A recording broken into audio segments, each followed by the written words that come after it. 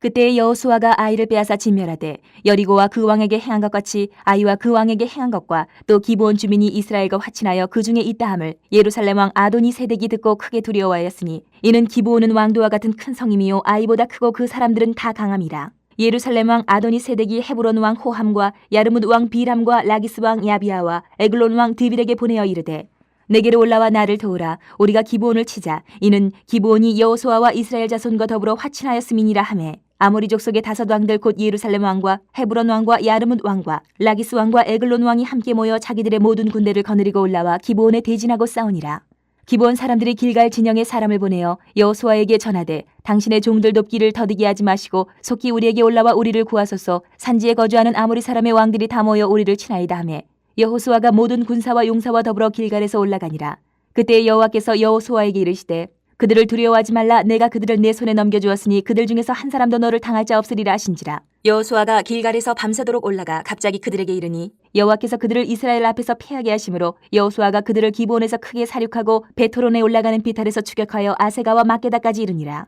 그들이 이스라엘 앞에서 도망하여 베토론의 비탈에서 내려갈 때에 여호와께서 하늘에서 큰 우박덩이를 아세가에 이르기까지 내리심에 그들이 죽었으니 이스라엘 자손의 칼에 죽은 자보다 우박에 죽은 자가 더 많았더라. 여호와께서 아모리 사람을 이스라엘 자손에게 넘겨주시던 날에 여호수아가 여호와께 아뢰어 이스라엘의 목전에서 이르되 태양아 너는 기브온 위에 머무르라. 달아 너도 아얄론 골짜기에서 그리할지어다 하매 태양이 머물고 달이 멈추기를 백성이 그 대적에게 원수를 갚기까지 하였느니라. 야살의 책에 태양이 중천에 머물러서 거의 종일토록 속히 내려가지 아니하였다고 기록되지 아니하였느냐. 여호와께서 사람의 목소리를 들으신 이 같은 날은 전에도 없었고 후에도 없었나니 이는 여호와께서 이스라엘을 위하여 싸우셨음이니라. 여호수아가 온 이스라엘과 더불어 길갈 진영으로 돌아왔더라. 이스라엘과 화친을 맺은 기브온은 오늘 그 주변에 함께 있던 가나안 왕들로부터 위협을 오늘 받고 있습니다. 그 상황에서 이스라엘과 화친을 맺었기 때문에 이스라엘이 이 기브온을 도와야 하는 겁니다. 그 맹세에 따라서. 이 상황에서 우리는 무엇을 바라봐야 될까? 중요한 교훈이 있어요. 이 상황에서. 먼저 예루살렘 왕 아도니 세덱이 두려움에 빠졌습니다.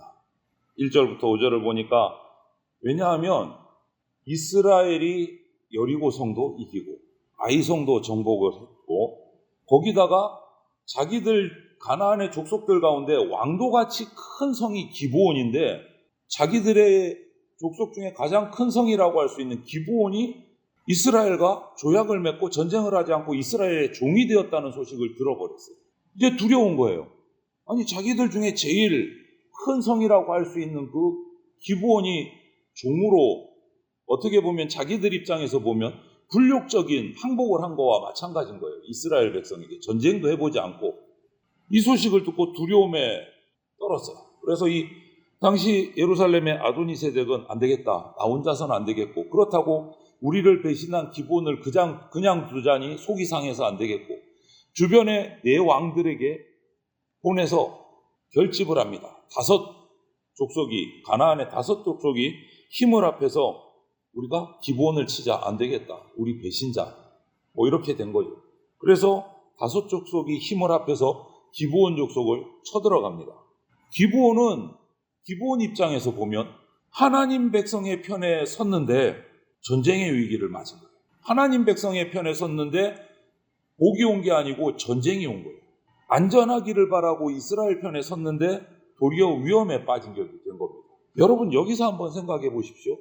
예나 지금이나 하나님의 백성이 되면 내가 하나님을 믿고 그리스도인이 되면 모든 상황이 평화롭고 안전하고 복받을 것이다 라고 생각하면 오산이라는 거예요. 이게 중요한 교훈이에요.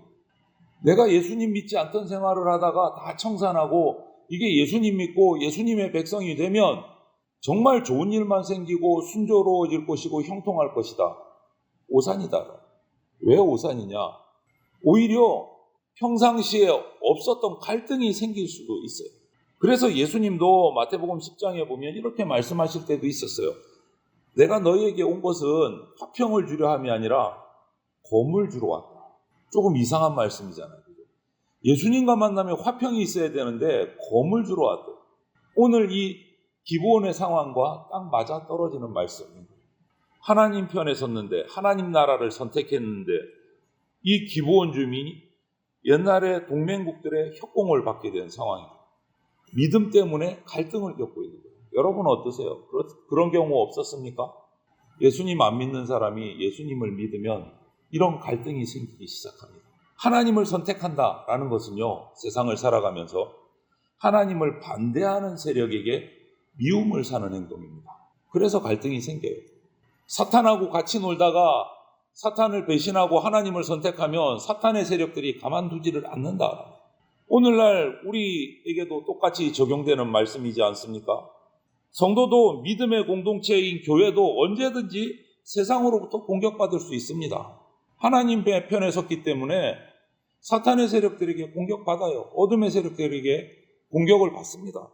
그래서 우리가 믿음의 길을 간다라고 선택했을 때는 세상으로부터 어려움을 당할 수가 있다라는 마음가짐, 각오를 하고 있어야 돼요. 이것이 오늘 이 기브온의 이 상황에서 우리가 받을 수 있는 한 가지 교훈입니다. 그러면 그것으로 끝나느냐? 기브온이 이제 가나안 연합군에게 위협을 받습니다. 그래서 기브온은 혼자서는 도저히 감당이 안 되니까 이스라엘 여호수아에게 도움 요청을 합니다. 이스라엘에게. 속임수를 써서 화친을 맺기는 했지만 화친을 맺었기 때문에 이스라엘은 이 기브온을 도울 의무가 생긴 겁니다. 그래서 도움을 요청을 합니다. 기브온 주민에게서 전서가 와요. 여호수아에게로 속히 올라와서 좀 구해달라. 그 반응은 뭡니까? 여호수아는 모든 군대를 이끌고 출정을 해요. 그냥 대충이 아니고 모든 군대를 이끌고 전력을 다하는 겁니다. 기브온을 지키기 위해서. 이처럼 우리 성도는요, 어제도 우리가 화친조약 부분에서 묵상을 하고 교훈을 받았지만 성도는 중요한 약속을 할 때 신중해야 합니다. 다시 한 번 더 우리가 묵상해야 돼요. 그것이 상식적으로 도덕적으로 옳은지도 따져봐야 되고, 더불어 이것이 과연 하나님이 기뻐하시는 약속이 될 수 있는가도 우리가 짚어봐야 돼요. 그 과정을 통해서 약속을 했다면 그 약속은 우리 성도들은 정말 신실하게 지켜야 됩니다. 한때 진멸해야 될 대상이었다 하더라도 하나님의 언약 안에서 이스라엘의 이제 화친에서 이스라엘과 하나님 편에 함께 선 기브온이기 때문에 그들을 지체 없이 도우러 가야 돼요. 지켜야 돼요. 여러분, 우리가 믿음의 삶을, 믿음의 길을 가다가도 혹시 예기치 않은 사고를 당하거나 어려움을 겪는 형제자매가 있다면 도와야 돼요. 눈 감고 지나가면 안 됩니다. 도와야 돼요. 그렇게 우리가 주 안에서 서로를 돕기 위해서 애쓰고 일어날 때 중요한 교훈 하나, 하나님께서 일하신다. 하나님께서 일하신다. 우리를 지지하고 도우십니다. 기브온을 돕기 위해 전쟁터로 나가는 여호수아에게 하나님께서 알려주시잖아요. 승리할 것이다. 결국 그 전쟁은 어떻게 됐습니까? 오늘 기록에 이스라엘은 가나안 5왕가의 전쟁에서 그 군대를 베토른이라는 곳에서부터 올라가는 비탈을 추격해서 아세다와 막게다에 이를 때까지 다 공격해서 승리를 했다라고 기록하고 있어요. 그런데 여기서 보십시오. 이스라엘을 위해서 싸우시는 하나님의 모습이 어떤 정도인가? 그냥 승리할 거다 말씀만 하셨느냐? 아니에요. 11절부터 14절을 보면 큰 승리를 거뒀습니다. 가나안 연합군과 함께 싸워서 승리를 거뒀어요. 그런데 그 원인이, 승전의 이유가 어디 있습니까? 하나님이 그들을 위해서 함께 싸우셨어요. 하나님과 하나님 이름으로 한 약속 앞에서 신실하게 나갈 때 하나님이 도우신다.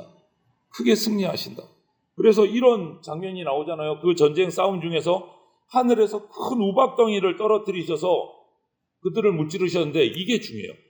적들은 가나안의 5 연합군들은 이스라엘의 칼로 죽은 군사보다 하나님이 내리신 우박에 맞아서 죽은 군사가 더 많았다. 하나님이 떨어뜨리신 우박으로 죽은 군사가 더 많았다라고. 이스라엘이 적을 칠 때 또 거기서 하나 더 보여주시잖아요. 이제 해가 떨어졌나 봐요. 어두워지면 전쟁을 할 수가 없으니까 여호수아가 하나님께 간구를 합니다. 해야 머무르라, 달아 머무르라. 여러분, 지구가 돌고 달이 돌고 있는데 어떻게 제자리에 머물어요? 이거는 우주가 스톱되는 거예요. 우주가. 이거를 누가 이런 기적을 베풀 수 있겠어요? 그것도 잠시도 아니고 거의 종일토록 멈췄다 그랬어요. 해도 멈추고 달도 멈추고 엄청난 기적을 베푸셔서 그 밝은 낮에 이 연합군을 다 물리치고 승리했어요. 하나님께서 승리하리라 하셨고 기적을 베풀어서 무찌르시고 여호수아에 그 응답하셔서 기브온 주민을 구해내게 하셨어요. 여러분, 하나님 편에 서는 것을 우리는 주저해서는 안 됩니다. 하나님 편에 서는 것을. 하나님이 기브온을 구하셨듯이 우리를 구원하실 겁니다. 하나님의 뜻대로 행동하는 것을 우리가 겁내지 맙시다. 하나님이 이스라엘을 지원하셨듯이 우리를 지원하십니다. 이 전쟁의 승리로 이스라엘은 가나안의 중남부 지역을 완전히 점령을 하는 결과를 얻었어요. 아래쪽 지역을 싹 다 가장 중요하다고 하는 예루살렘부터 시작해서 그 주변 지역을 다 점령하게 됐어요. 중요한 지점을 다 점령한 거예요. 가나안 정복 전쟁에서. 실수로 신중하지 못해서 기브온과 화친을 맺었지만 그들을 또 약속을 지키기 위해서 하나님의 이름으로 그들을 돕기 위해서 참전하셨을 때 하나님께서 그 신실하게 약속을 지키시고 그 약속을 위해서 하나님이 싸워주셨어요. 여러분, 신실하게 약속을 지키고 하나님께 의지할 때 하나님은 우리를 위해 싸우십니다. 오늘 이 전쟁에서 우리가 그 교훈을 받고 기억하시기를 바랍니다. 기브온과 화친을 맺었던 이스라엘처럼 우리도 때로는 신중하지 못해서 실수할 때가 있습니다. 반드시 우리는. 그러나 우리가 하나님께 신실한 모습으로 진실하게 도움을 구하면 하나님은 변함없이 우리를 도우십니다. 오늘 하루도 연약한 내 모습을 감추는 것이 아니라 하나님 앞에서 오히려 하나님 앞에서 나의 연약함을 자복하고 드러내고 도움을 간구할 때 하나님의 도움을 경험하게 되실 겁니다. 그런 하나님의 도움을 경험하는 복된 하루가 되시기를 주님의 이름으로 축원을 드립니다. 아멘.